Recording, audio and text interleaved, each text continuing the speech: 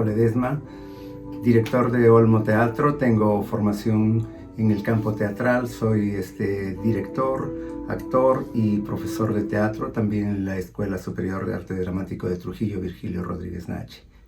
Señor Marco, ¿qué tal? Buenas noches. ¿Podría comentarnos cuáles fueron los inicios que le inspiró, lo motivó a fundar Olmo Teatro y quizás también cuáles fueron los primeros desafíos, retos que se vivieron los primeros años?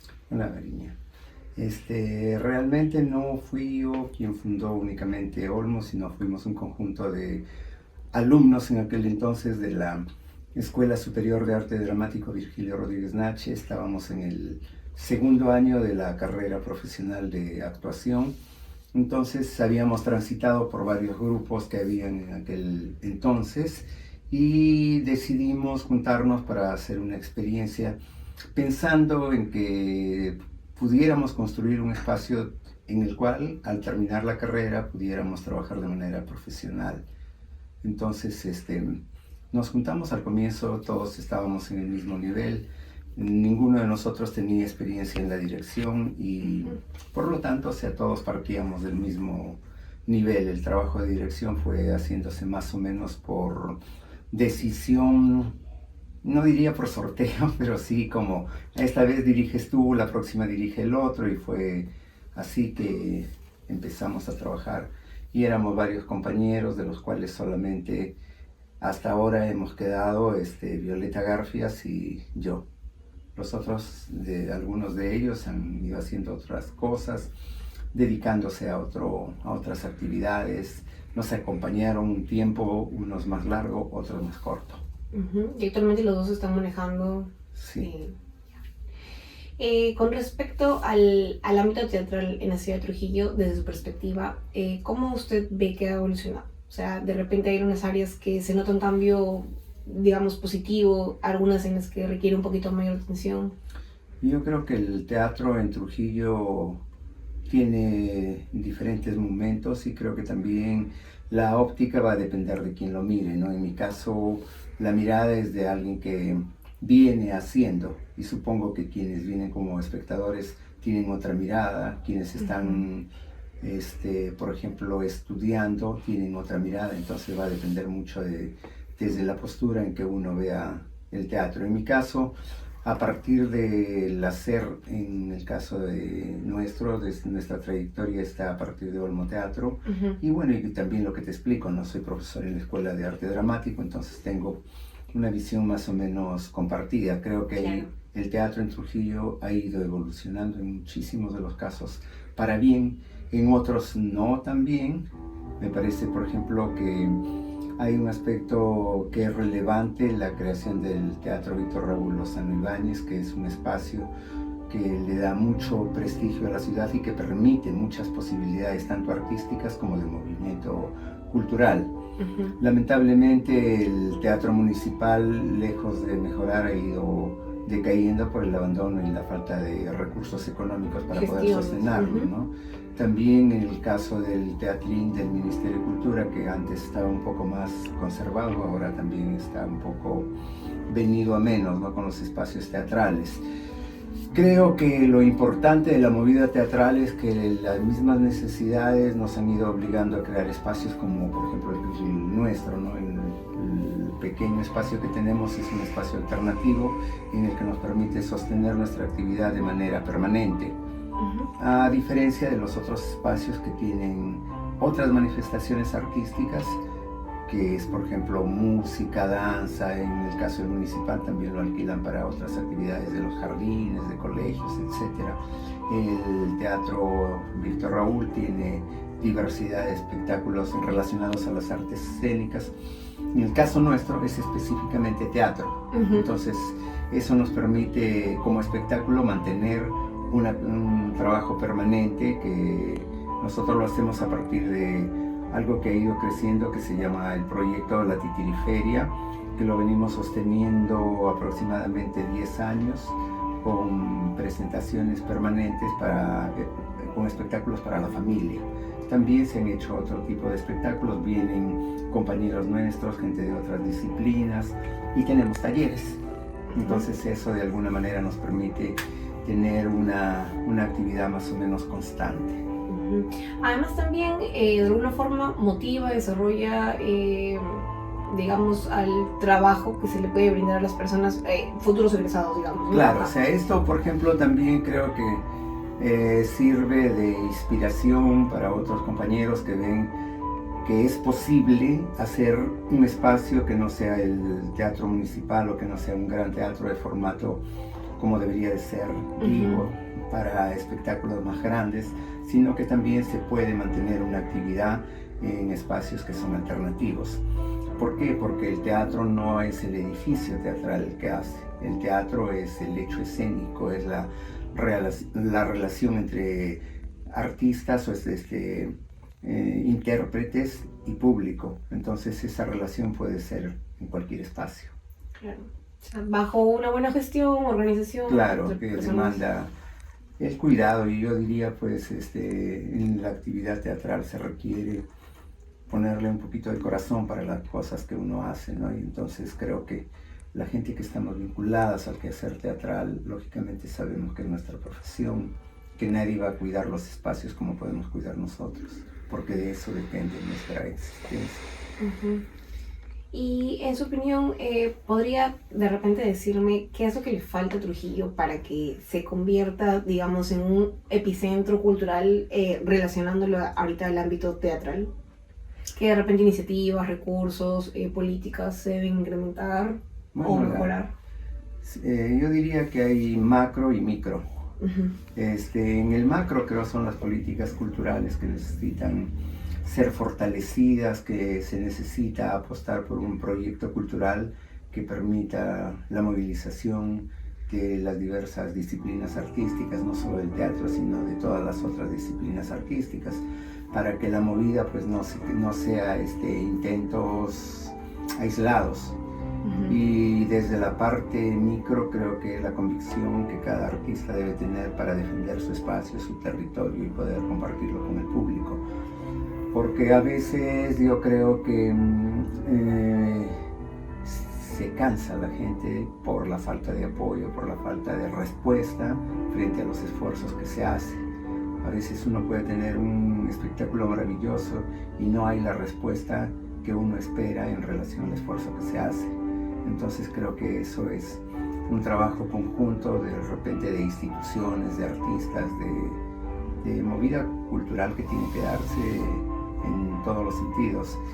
Y creo que también algo que felizmente en estos últimos años se ha venido conversando, de puntos de encuentro, de ir viendo, incluso hay iniciativas por hacer una cartelera cultural más o menos consensuada entre todas las instituciones que están dedicadas al arte, para que esa movida pueda ser más visibilizada, para que pueda hacerse de manera constante y sin cruces, porque a veces, por ejemplo, hay festivales que se cruzan uno con otro, entonces tampoco es que tengamos una oferta una demanda por parte del público tan grande en relación a las ofertas, a la oferta cultural que hay.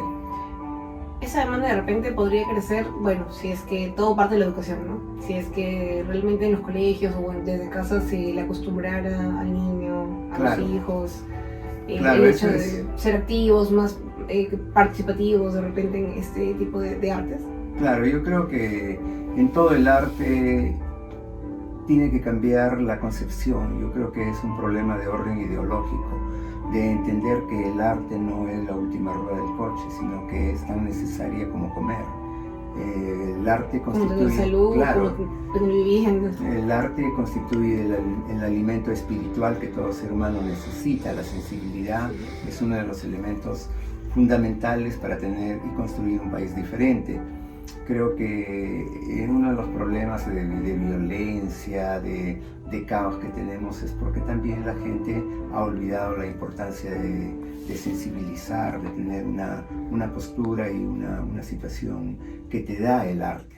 Entonces, si eso no es estimulado en los colegios, muchos de los colegios lamentablemente piensan que ver una obra de teatro o ir a una función de ballet, a una función de música, un concierto, es como una pérdida de tiempo, o sea que no el dejar de hacer una clase para asistir a vivencializar una experiencia artística es como si fuera una pérdida de tiempo. Entonces eso demanda la pobreza de concepción que existe respecto al rol que ocupa el arte en la formación de una persona. Entonces a mí me parece que eso tiene que ver con cómo la educación se inserta también en el campo artístico y cómo el campo artístico puede contribuir a mejorar la educación. O sea, claro, son llevan de la mano, recíprocas. o sea, Sí. no son áreas, digamos, o ejes separados. Claro, Trabajan conjuntamente. están interrelacionados, diría, y bueno, ambos campos están bastante descuidados, tanto la educación como la parte artística, ¿no? Entonces, lamentablemente, la actividad artística se mueve a partir de esfuerzos independientes. En el caso del teatro, que es el que más conozco, el teatro peruano prácticamente ha crecido y se ha construido en base a esfuerzos privados o independientes. La participación del Estado de pronto en estos últimos años se ha dado a partir de los estímulos económicos, ¿no? Para la cultura, que por ahí hay un pequeño atisbo con presupuestos bastante reducidos, pero yo digo, entre antes, por ejemplo, cuando yo empezaba a trabajar en el terreno artístico, ni eso siquiera había. Mucha gente se queja del Ministerio de Cultura, dice no funciona, pero cuando menos hay un Ministerio de Cultura al cual uno puede apelar, cuando menos hay la idea de querer saber cuántos artistas existen a partir del Rentoca, o sea, de empezar a esbozar políticas culturales. Antes ni eso existía, ¿no? Creo que es perfectible, pero también demanda pues la capacidad de escucha que tiene que existir por parte de los propios responsables. Y creo que también tiene que ver con la visión, ¿no? Yo creo que a veces las instituciones o las leyes o las cosas que se dan pueden estar muy bien dadas, pero el problema es cómo las personas cumplen ese rol de manera idónea. Porque a veces, por ejemplo, en el tema cultural hay una gran cantidad de gente trabajando en cultura que no les interesa. O sea, si tú trabajas en cultura es porque algún interés tienes en la danza, en la música, en el teatro, en la plástica. Y por lo tanto, o sea, la relación que estableces entre tu trabajo tiene que estar refrendado por asistir. O sea, no puedes trabajar en una institución cultural y no interesarte por la cultura, porque eso es contradictorio. O sea, no puedes ser profesor de teatro y nunca ir a ver una obra de teatro. Y es perder la autoridad hasta moral para poder exigir que tus alumnos vean teatro si tú como profesional no vas a ver teatro. No basta con solamente enseñar, sino como que recorrer el camino, ¿no? Hay una frase que dice, claro, tienes que pasarlo para que realmente desde ese punto, desde esa experiencia, puedas enseñar, puedas promover. Claro, se aprende más con el ejemplo que con la palabra. Entonces creo que eso es aspectos que son fundamentales también para tener una postura diferente respecto al arte. Y creo que por otro lado en lo individual es la convicción y la forma de creer para poder crear. O sea, es la manera como uno aborda su profesión, con el respeto, con la verdad, la verdad escénica que nosotros le llamamos, ¿no? La convicción con la que uno hace su trabajo, el cuidado. Y yo diría pues en el teatro tiene que existir un respeto absoluto por tu profesión, por la persona, por la congruencia entre lo que dices a través de tus obras de teatro y lo que haces en tu vida. Creo que es la congruencia.